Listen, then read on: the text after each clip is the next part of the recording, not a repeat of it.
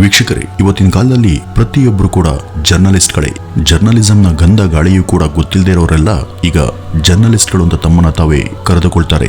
ಗಲ್ಲಿಗೊಬ್ರಂತೆ ಈ ರೀತಿ ಇವತ್ತು ಸಿಗ್ತಾರೆ ಕೂಡ. ಅದೇ ರೀತಿನೇ ಒರಿಸ್ಸಾದ ನಯಾಗರ್ ಟೌನ್ ಅಲ್ಲಿ ಒಬ್ರು ಸೆಲ್ಫ್ ಕಾಲ್ಡ್ ಜರ್ನಲಿಸ್ಟ್ ಇದ್ರು. ಆಕೆ ಹೆಸರೇ ಶರ್ಮಿಷ್ಠಾ ರಾವ್. ಈಕೆ ಒಂದು ವೆಬ್ ಚಾನೆಲ್ನ ಮೂಲಕವಾಗಿ ತನಗೆ ಗೊತ್ತಿದ್ದಂತಹ ಒಂದಷ್ಟು ಸಹೋದ್ಯೋಗಿ ಮಿತ್ರರ ಸಹಾಯದಿಂದ ಒಂದು ಪೇಪರ್ ಅನ್ನ ಶುರು ಮಾಡಿದ್ದಾಕೆ. ಅದರ ಹೆಸರು ಸಂಪೂರ್ಣ ನ್ಯೂಸ್. ಅದು ಒಂದಷ್ಟು ದಿನ ಚೆನ್ನಾಗಿಯೇ ರನ್ ಆಗ್ತಾ ಇತ್ತು ಕೂಡ. ವೀಕ್ಷಕರೇ, ಈ ಶರ್ಮಿಷ್ಠಾ ರಾವ್ಗೆ ಒಂದು ಖಯಾಲಿ ಇತ್ತು. ಈಕೆ ಸ್ಥಳೀಯ ರಾಜಕಾರಣಿಗಳು, ಸೆಲೆಬ್ರಿಟಿಗಳು, ಶ್ರೀಮಂತ ವ್ಯಕ್ತಿಗಳು ಈ ರೀತಿ ಎಲ್ಲರನ್ನೂ ಕೂಡ ಪರಿಚಯ ಮಾಡಿಕೊಂಡು ಜನರು ಆಸಕ್ತಿ ವಹಿಸುವಂತಹ ಗಾಸಿಪ್ ಸುದ್ದಿಗಳನ್ನ ಹಾಗೂ ಇತರ ಸುದ್ದಿಗಳನ್ನ ಪ್ರಚಾರ ಮಾಡ್ತಾ ಇದ್ಲು. ಜನ ಇಂತಹ ಸುದ್ದಿಗಳನ್ನ ಮಾತ್ರ ಇಷ್ಟಪಡ್ತಾರೆ ಅಂತ ಅರ್ಥಿದಂತಹ ಶರ್ಮಿಷ್ಠಾ ಹಲವು ಸಲ ಇಂತಹ ಸುದ್ದಿಗಳನ್ನ ಹೊರತೆಗೆಯೋದಕ್ಕೆ ಅಡ್ಡದಾರಿಯನ್ನ ತುಳಿತಾ ಇದ್ಲು. ಯಾರ ವೀಕ್ನೆಸ್ ಏನಿದೆ ಅಂತ ಪತ್ತೆ ಹಚ್ಚಿ ಅದಕ್ಕೆ ಬೇಕಾದುದನ್ನ ಅವರಿಗೆ ಆಫರ್ ನೀಡಿ ಪ್ರಭಾವಿ ಜನರನ್ನ ತನ್ನ ತೆಕ್ಕೆಗೆ ಎಳ್ಕೊಂಡು ಪರಿಚಯ ಮಾಡಿಕೊಳ್ತಿದ್ದ ಶರ್ಮಿಷ್ಠಾ ಎಷ್ಟೋ ಸಲ ಸ್ವತಃ ತಾನೇ ರಂಗಕ್ಕಿಳಿದು ಅವರಿಗೆ ಹತ್ತಿರವಾಗ್ತಾ ಇದ್ಲು. ಪ್ರಭಾವಿ ಜನರಲ್ಲಿ ಎಷ್ಟೋ ಜನರ ವೀಕ್ನೆಸ್ ಹೆಣ್ಣು, ಹೆಂಡ ಎಂಬುದು ಗೊತ್ತಿರುವಂತಹ ಸಂಗತಿನೇ. ಶರ್ಮಿಷ್ಠಾ ಅದನ್ನ ಸ್ವತಃ ತಾನೇ ಪೂರೈಸ್ತಾ ಇದ್ಲು. ಆಕೆಗೆ ಮುಖ್ಯವಾಗಿ ಬೇಕಾದದ್ದು ಇಂಥ ಪ್ರಭಾವಿ ಜನರ ಪರಿಚಯ ಹಾಗೂ ಆಪ್ತ ಸ್ನೇಹ. ತನ್ನ ವೃತ್ತಿ ಬೆಳೆಯೋದಿಕ್ಕೆ ಇಂಥ ಜನರ ಸಹವಾಸ ಉತ್ತಮ ಅಂತ ಆಕೆಯ ಬಲವಾದ ನಂಬಿಕೆ ಕೂಡ. ಅಡ್ಡ ದಾರಿಯನ್ನ ಹಿಡಿದು ಅಥವಾ ಅನೈತಿಕವಾಗಿಯೋ ಒಟ್ಟಾರೆಯಾಗಿ ಹೇಗೋ ಕಷ್ಟವನ್ನ ಪಟ್ಟು ಅನೇಕ ಪ್ರಭಾವಿ ಜನರನ್ನ ತನ್ನ ಕಡೆ ಸೆಳೆದುಕೊಂಡಿದ್ದಂತಹ ಶರ್ಮಿಷ್ಠಾ ಓರ್ವ ಮಾಜಿ ಸಿಎಂನ PA ನಿಂದ ಹಿಡಿದು MLA, MP, ಮಂತ್ರಿಗಳವರೆಗೂ ಆಕೆಗೆ ಎಲ್ಲರೂ ಕೂಡ ಆಪ್ತರಾಗಿದ್ರು. ಕೇವಲ ಒಂದೇ ಒಂದು ಫೋನ್ ಕಾಲ್ನಿಂದ ಅವರಿಗೆ ಬೇಕಾದಂತಹ ಕೆಲಸವನ್ನ ಸಾಧಿಸುವಷ್ಟರ ಮಟ್ಟಿಗೆ ಶರ್ಮಿಷ್ಠಾ ಎಲ್ಲರನ್ನ ಹತೋಟಿಯಲ್ಲಿ ಇರಿಸಿಕೊಂಡಿದ್ಲು. ಇದೇ ರೀತಿ ಗವರ್ನರ್ ಬಳಿ ಟೆಕ್ನಿಕಲ್ ಡೈರೆಕ್ಟರ್ ಹುದ್ದೆಯಲ್ಲಿದ್ದಂತಹ ವ್ಯಕ್ತಿ ಕೂಡ ತನಗೆ ಬೋರ್ ಹೊಡೆದಾಗ ಶರ್ಮಿಷ್ಠಾಳ ಮೋಜಿನ ಲೋಕಕ್ಕೆ ಬಂದು ದಣಿವನ್ನು ಆರಿಸಿಕೊಂಡು ಹೋಗುವಷ್ಟರ ಮಟ್ಟಿಗೆ ಶರ್ಮಿಷ್ಠಾ ಬೆಳೆದಿದ್ಲು. ನಿಧಾನವಾಗಿ ಈಕೆ ಪ್ರಭಾವಿ ಜನರ ಸಹವಾಸದಿಂದಾಗಿ ತಾನು ಸ್ಟೇಟ್ ಲೆವೆಲ್ನಲ್ಲಿ ಹೆಸರು ಸಾಧಿಸಿ ಗುರುತಿಸಿಕೊಂಡಿದ್ಲು. ಇದ್ರ ಜೊತೆಗೆ ತಾನೇ ಒಂದು ಸ್ವತಃ ಅನಾಥಾಶ್ರಮವನ್ನು ಕೂಡ ತೆರೆದು ಆ ಟ್ರಸ್ಟ್ನಿಂದ ಲಕ್ಷಾಂತರ ರೂಪಾಯಿಗಳನ್ನ ಸುಲಭವಾಗಿ ಸಂಪಾದಿಸಿಕೊಂಡಿದ್ಲು. ಹೀಗಿರುವಾಗ ಶರ್ಮಿಷ್ಠಾ ಎಲ್ಲರ ಜೀವನದ ರೋಚಕ ಸುದ್ದಿಗಳನ್ನ ಕವರ್ ಮಾಡುವ ಭರದಲ್ಲಿ ತನ್ನ ಜೀವನದಲ್ಲಿಯೇ ಒಂದು ಎಡವಟ್ಟನ್ನ ಮಾಡ್ಕೊಂಡಿದ್ಲು. ಆಕೆಗೆ ಮಾನಸ್ ಎಂಬ ಹೆಸರಿನ ಕ್ಯಾಮರಾಮನ್ ಒಬ್ಬ ಪರಿಚಯವಾಗಿದ್ದ. ಶರ್ಮಿಷ್ಠಾಗಿಂತಲೂ ವಯಸ್ಸಲ್ಲಿ ಚಿಕ್ಕವನಾದಂತಹ ಈ ಮಾನಸ್ ಮೊದಲಿಂದಲೂ ಕೂಡ ಶರ್ಮಿಷ್ಠಾಗೆ ನಿಷ್ಠಾವಂತನಾಗಿದ್ದ. ಶರ್ಮಿಷ್ಠಾಳ ಗುಣ ಸ್ವಭಾವನೇ ಹಾಗಿತ್ತು.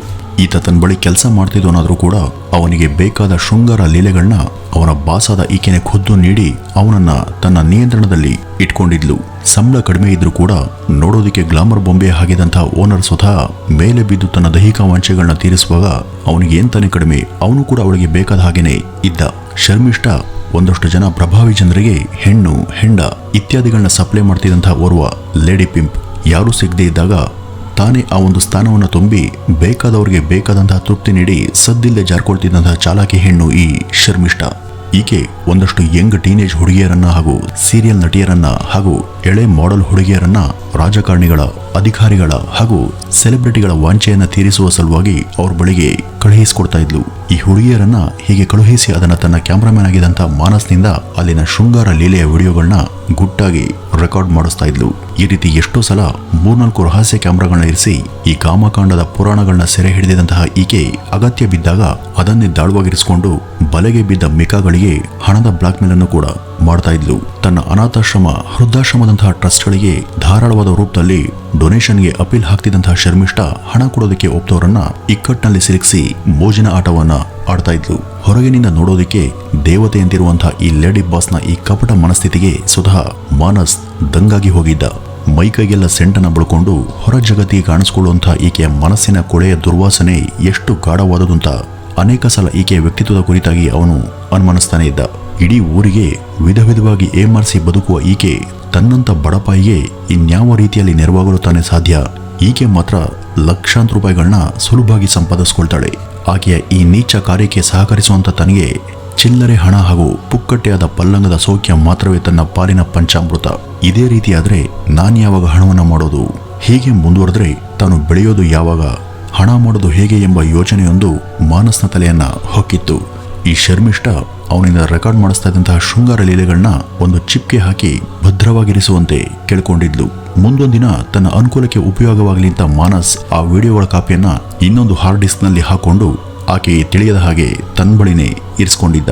ಅಂದ್ರೆ ಪ್ರಭಾವಿ ಜನರ ಈ ಕಾಮಕಾಂಡದ ವಿವರ ಈಗ 2 ಹಾರ್ಡ್ ಡಿಸ್ಕ್ಗಳಲ್ಲಿ ಇತ್ತು. ಮಾನಸ್ ಒಮ್ಮೆ ಧೈರ್ಯವಾಗಿ ಶರ್ಮಿಷ್ಠಳನ್ನ ತನಗೆ ನೀನು ಕೊಡ್ತಾ ಇರುವಂತಹ ಹಣ ಸಾಲ್ತಾ ಇಲ್ಲ, ತನಗೆ ಜೀವನ ನಡೆಸೋದಕ್ಕೆ ಹಣದ ಅಗತ್ಯ ಇದೆ, ತನಗೆ ಸೇರ್ಬೇಕಾದ ಪಾಲನ್ನ ತನಗೆ ಕೊಡು ಅಂತ ಕೇಳ್ಕೊಂಡಿದ್ದ. ಯಾವಾಗ ನನ್ನ ಹತ್ರ ಸಂಬಳಕ್ಕೆ ಕೆಲಸ ಮಾಡೋನೊಬ್ಬ ಹೀಗೆ ತನ್ನನ್ನೇ ಸಂಬಳ ಹೆಚ್ಚಿಸುವಂತೆ ಕೇಳೋದು, ಆಗ ಶರ್ಮಿಷ್ಠಾಗಿ ಕೋಪ ಬಂದು ತನ್ನನ್ನೇ ಹಣ ಕೇಳುವಷ್ಟು ಧೈರ್ಯ ಬಂತ ಒಂದು ಬಿಡಿಗಾಸನ್ನು ಕೂಡ ಹೆಚ್ಚಿಸೋಲ್ಲ, ಅದೇನ್ ಮಾಡ್ಕೋತೀಯ ಮಾಡ್ಕೋ ಹೋಗು ಎಂಬಂತೆ ಧೋರಣೆಯನ್ನ ತಾಳ್ತಾಳೆ. ಇದರಿಂದ ತಾನು ಕೂಡ ಕುಪಿತನಾದಂತಹ ಮಾನಸ್ ತನಗೆ ಈ ಉದ್ಯೋಗವೇ ಬೇಡ ಹಾಗೂ ನಿನ್ ಸಹವಾಸನೂ ಬೇಡ ಅಂತ ತನ್ನ ಬಳಿ ಇದ್ದಂತಹ ಚಿಪ್ಗಳ ಪೈಕಿ ಒಂದನ್ನ ಮಾತ್ರ ಆಕೆಗೆ ಕೊಟ್ಟು, ನನ್ನ ಬಳಿ ನಿನ್ನ ಯೋಗ್ಯತೆಯನ್ನು ಸಾರುವಂತ ಇನ್ನೊಂದು ಚಿಪ್ ಇದೆ, ಇದನ್ನ ಯಾರಿಗೆ ಯಾವಾಗ ತಲುಪಿಸ್ಬೇಕೋ ಆವಾಗ ಹೊರತರ್ತೀನಿ ಅಂತ ಸಿನಿಮಾ ಮಾದರಿಯಲ್ಲಿ ಡೈಲಾಗ್ ಅನ್ನ ಹೊಡೆದು ಅಲ್ಲಿಂದ ನಿರ್ಗಮಿಸ್ತಾನೆ. ಅಷ್ಟೆಲ್ಲ ಎಚ್ಚರಿಕೆ ವಹಿಸಿದಂತಹ ಶರ್ಮಿಷ್ಠ ಈ ಮಾನಸ್ನ ವಿಷಯವಾಗಿ ಈ ರೀತಿ ಏಮಾರಿದ್ಲು. ಅವನು ಈ ರೀತಿ ಮಾಡ್ತಾನೆ ಅಂತ ಆಕೆಗೆ ಯಾವ ಸುಳಿವು ಕೂಡ ಇರಲಿಲ್ಲ. ಈಗ ಒಂದು ಚಿಪ್ ಅವನ ಬಳಿ ಇರೋದು ಆಕೆಗೆ ತೀವ್ರ ಚಿಂತೆಗೀಡು ಮಾಡ್ತು. ಅವನು ಅದನ್ನು ಬಹಿರಂಗಗೊಳಿಸಿದರೆ ಮುಂದೆ ತನ್ನ ಗತಿಯೇನು ಎಂಬ ಭಯ ಅವಳನ್ನ ಆವರಿಸಿತ್ತು. ಇತ್ತ ಮಾನಸ್ ತನ್ನೂರಿಗೆ ಬಂದು ಮದುವೆ ಸೇರಿದಂತೆ ಇನ್ನಿತರ ಕಾರ್ಯಕ್ರಮಗಳಿಗೆ ವಿಡಿಯೋಗ್ರಾಫರ್ ಆಗಿ ಕೆಲಸವನ್ನ ಮುಂದುವರಿಸ್ತಾ. ಶರ್ಮಿಷ್ಠ ಅನೇಕ ಸಲ ಅವನಿಗೆ ಕರೆ ಮಾಡಿ ಆ ಚಿಪ್ ಅನ್ನ ತನಗೆ ಕೊಡುವಂತೆ ಕೇಳ್ಕೊಂಡಿದ್ಲು. ಆದ್ರೆ ಮಾನಸ್ ಮಾತ್ರ ಆಕೆಯ ಯಾವ ವಿನಂತಿಗೂ ಸೊಪ್ಪು ಹಾಕ್ಲಿಲ್ಲ. ಈ ಮಾನಸ್ ತನ್ನಂದುಕೊಂಡಷ್ಟು ಸುಲಭದ ಆಸಾಮಿಯಲ್ಲ ಅಂತ ಬಹುಬೇಗನೆ ಶರ್ಮಿಷ್ಠಾಗೆ ಅರ್ಥವಾಗಿ ಹೋಯಿತು. ಅವನು ತನ್ನ ಶ್ರಮಕ್ಕೆ ತಕ್ಕ ಪಾಲನ್ನ ತನಗೆ ಕೊಡಿ ಅಂತ ಡಿಮ್ಯಾಂಡ್ ಮಾಡಿದ್ದ. ಅಷ್ಟು ಹಣ ಸಿಕ್ಕರೆ ಮಾತ್ರ ಆ ಚಿಪ್ ನಿಮ್ ಕೈ ಸೇರುತ್ತೆ, ಇಲ್ವಾದ್ರೆ ಇಲ್ಲ ಎಂಬುದು ಅವನ ವಾದವಾಗಿತ್ತು. ಇವನನ್ನ ಬೇರೆದೇ ರೀತಿ ಟ್ರ್ಯಾಪ್ ಮಾಡಿ ಹಿಡಿಬೇಕು ಅಂತ ನಿರ್ಧಾರ ಮಾಡಿದಂತಹ ಶರ್ಮಿಷ್ಠ ಅವನ ಬೇಡಿಕೆಗೆ ಹೂ ಅಂತ ಒಪ್ಪಿಗೆ ಕೊಟ್ಲು. ಇದೇ 2022 ಫೆಬ್ರವರಿ 7ನೇ ತಾರೀಕು ನಿನ್ನ ಹಣವನ್ನ ನಿನಗೆ ಕೊಡ್ತೀನಿ, ಆ ಒಂದು ಚಿಪ್ನೊಂದಿಗೆ ಬಾಂತ ಆಕೆ ಅವನನ್ನ ಕರೆದಿದ್ಲು. ಶರ್ಮಿಷ್ಠ ತನ್ನ ಸಹೋದರ ಹಾಗೂ ಇತರೆ ಒಬ್ಬ ಅನುಚರನ ಜೊತೆ ಮಾನಸ್ನನ್ನ ಭೇಟಿಯಾಗ್ತಾಳೆ. ಅಲ್ಲಿ ರಸ್ತೆಯಲ್ಲೇ ಹಣದ ವಿಷಯವಾಗಿ ಅವರ ನಡುವೆ ವಾಗ್ವಾದ ಏರ್ಪಟ್ಟಿತ್ತು. ಆಗ ಶರ್ಮಿಷ್ಠಳ ಸಹಚರರು ಬಲವಂತದಿಂದ ಮಾನಸ್ನನ್ನ ಅಲ್ಲಿಯೇ ಅಪಹರಿಸಿ ಕರೆದೊಯ್ತಾರೆ. ಈ ಒಂದು ಸಂಗತಿ ಮರುದಿನ ಆತನ ಸಹೋದರನೊಬ್ಬನಿಗೆ ಗೊತ್ತಾಗಿ ಆತ ಈ ಬಗ್ಗೆ ಪೊಲೀಸರಿಗೆ ಒಂದು ದೂರನ್ನ ಕೊಡ್ತಾನೆ. ಈ ಮಾನಸ್ನ ಮಿಸ್ಸಿಂಗ್ನ ದೂರಿನ ಅನ್ವಯ ಪೊಲೀಸರು ಈ ಬಗ್ಗೆ ತನಿಖೆಯನ್ನು ಶುರು ಮಾಡಿದಾಗ ಶರ್ಮಿಷ್ಠರ ಹೆಸರು ಬಯಲಿಗೆ ಬರುತ್ತೆ. ಸಂಪೂರ್ಣ ನ್ಯೂಸ್ನ ಕ್ಯಾಮರಾಮ್ಯಾನ್ ನಿಗೂಢ ರೀತಿಯಲ್ಲಿ ಕಣ್ಮರೆಯಾಗಿದ್ದಾನೆ ಎಂಬ ಸುದ್ದಿ ಒಂದಷ್ಟು ಕಡೆ ಕೂಡಲೇ ಹರಿದಾಡುತ್ತೆ. ಈ ಬಗ್ಗೆ ಶರ್ಮಿಷ್ಠರನ್ನ ವಿಚಾರಿಸಿದಾಗ ಆಕೆ ತಮಗೂ ಅವನಿಗೂ ಯಾವುದೇ ಸಂಬಂಧವಿಲ್ಲ ಅಂತ ಹೇಳ್ತಾಳೆ. ಅದಲ್ಲದೆ ಶರ್ಮಿಷ್ಠ ತೆರೆಮರೆಯಲ್ಲೇ ತನಗೆ ಗೊತ್ತಿದ್ದಂತಹ ಪ್ರಭಾವಿ ಜನರ ಸಹಾಯದಿಂದ ಈ ಒಂದು ಕೇಸನ್ನ ಕ್ಲೋಸ್ ಮಾಡೋದಕ್ಕೆ ಪ್ರಯತ್ನ ಮಾಡ್ತಾ ಇದ್ದದ್ದು ಪ್ರತಿಪಕ್ಷಗಳಿಗೆ ತಿಳಿದು ಹೋಗಿ ಆ ಕ್ಯಾಮರಾಮ್ಯಾನ್ನ ಕಣ್ಮರೆಯ ಪ್ರಕರಣ ಒರಿಸ್ಸಾದ ಸಂಸತ್ನಲ್ಲೂ ಕೂಡ ಚರ್ಚೆಗೆ ಬಂದಿತ್ತು.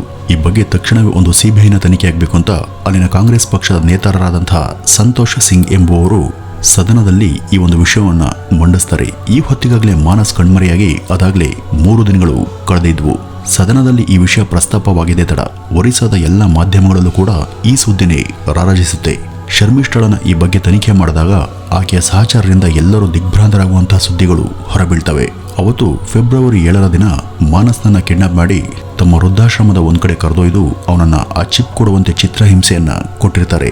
ಎಷ್ಟು ಕೇಳಿದ್ರು ಕೂಡ ಬಾಯಿ ಬಿಡದ ಮಾನಸ್ನ ಮೇಲೆ ಸಹನೆ ಕಳೆದುಕೊಂಡಂತಹ ಶರ್ಮಿಷ್ಠ ಸ್ವತಃ ಅವನನ್ನ ಆ ಸ್ಥಳದಲ್ಲಿಯೇ ಕೊಲ್ಲಿಸ್ತಾಳೆ ಹಾಗೂ ಅವನ ಶವವನ್ನ ಅಲ್ಲಿನ ಡ್ರೈನೇಜ್ ಒಂದರಲ್ಲಿ ಎಸ್ತು ಸದ್ದಿಲ್ಲದೆ ಕೈಯನ್ನ ತೊಳ್ಕೊಂಡಿದ್ರು. ಈ ಒಂದು ಭೀಕರ ವಿಷಯ ಪೊಲೀಸರಿಗೆ ಗೊತ್ತಾಗಿ ಅವನ ಶವಕ್ಕಾಗಿ ಸರ್ಚ್ ಮಾಡುವಂತಹ ಅವರು ಹಂತಕರು ಕೊಟ್ಟ ವಿವರದ ಜಾಡನ್ನ ಹಿಡಿದು ಶವವನ್ನು ಕೂಡ ಪತ್ತೆ ಹಚ್ಚುತ್ತಾರೆ. ಈ ಒಂದು ಸುದ್ದಿ ಲೀಕ್ ಆಗಿ ಒರಿಸ್ಸಾದಾದ್ಯಂತ ಸ್ಟೇಟ್ ಲೆವೆಲ್ ನ್ಯೂಸ್ ಆಗಿ ಸಂಚಲನ ಸೃಷ್ಟಿ ಮಾಡಿತು. ಕಾಮಕಾಂಡದ ವಿವರ ಇದ್ದಂತಹ ಆ ಒಂದು ಚಿಪ್ಗಾಗಿ ಕ್ಯಾಮರಾಮನ್ನ ಕಗ್ಗೊಲೆ ಅಂತ ಮಾಧ್ಯಮಗಳು ಈ ಸುದ್ದಿಯನ್ನ ಇನ್ನಷ್ಟು ಕಡು ರೋಚಕವಾಗಿ ಪ್ರಸಾರ ಮಾಡ್ತವೆ. ಈ ಚಿಪ್ನಲ್ಲಿ ಒರಿಸ್ಸಾದ ಅನೇಕ ಪ್ರತಿಷ್ಠಿತರೆಲ್ಲ ಭಾಗಿಯಾಗಿರೋದ್ರಿಂದ ಈ ಒಂದು ಕೇಸನ್ನ ಮುಚ್ಚಾಕುವ ಯತ್ನ ನಡೀತಾ ಇದೆ. ಅದರ ಕಂಪ್ಲೀಟ್ ವಿವರ ಹೊರಬಂದು ಅದರಲ್ಲಿರುವಂತಹ ಪ್ರತಿಯೊಬ್ಬರ ಮೇಲೂ ಕೂಡ ಸರ್ಕಾರ ಕಠಿಣ ಕ್ರಮವನ್ನು ಕೈಗೊಳ್ಳಬೇಕು ಅಂತ ಪ್ರತಿಪಕ್ಷಗಳು ಆಗ್ರಹಿಸ್ತವೆ. ಈ ಹತ್ಯೆ ಸಂಬಂಧವಾಗಿ ಶರ್ಮಿಷ್ಠ ಸೇರಿ ಒಟ್ಟು 8 ಜನರನ್ನ ಈವರೆಗೂ ಒರಿಸ್ಸಾದ ಕೋರ್ಟ್ ಬಂಧಿಸಿದೆ. ಆದರೆ ಈ ಚಿಪ್ನ ರಹಸ್ಯ ಏನು ಅಂತ ಮಾತ್ರ ಈವರೆಗೂ ಕೂಡ ಬಯಲಾಗಿಲ್ಲ. ಅದು ಬಯಲಾಗುವ ಬಗ್ಗೆ ನಂಬಿಕೆ ಕೂಡ ಇಲ್ಲ. ಈ ರೀತಿಯಾಗಿ ಕ್ಯಾಮರಾಮ್ಯಾನ್ ಮಾನಸ್ನ ಹತ್ಯೆ ಸದ್ಯ ಒರಿಸ್ಸಾದಲ್ಲಿ ಹರಿದಾಡ್ತಿರುವಂತಹ ಒಂದು ಹಾಟ್ ಸುದ್ದಿ. ವೀಕ್ಷಕರು, ಇದಿಷ್ಟು ಇವತ್ತಿನ ಈ ಒಂದು ವಿಡಿಯೋದ ಮಾಹಿತಿ. ನಮಸ್ಕಾರ.